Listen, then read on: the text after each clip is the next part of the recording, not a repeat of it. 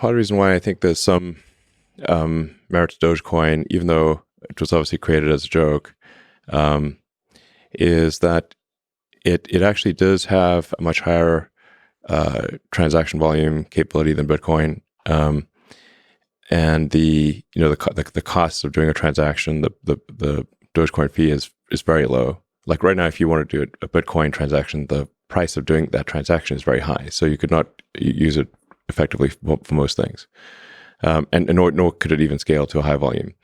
And when Bitcoin was started, I guess around 2008 or something like that, the internet connections were much worse than they are today, like order of magnitude.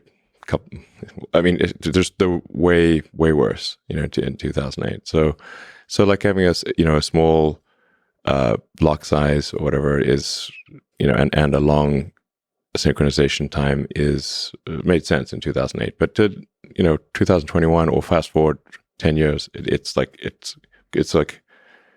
comically low. And I think there's some value to having a linear increase in the amount of currency that is generated.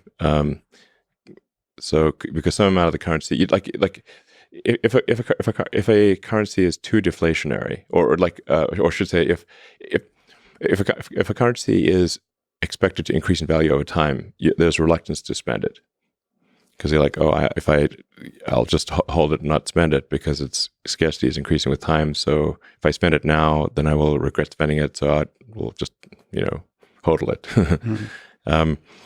But if there's some dilution of the currency occurring over time, that's more of an incentive to use it as a currency. So Dogecoin, just somewhat randomly, has just a fixed number of sort of coins or hash strings that are generated every year. So there's some inflation, but it's not a percentage base. It's a fixed number. So the percentage of inflation will necessarily decline over time.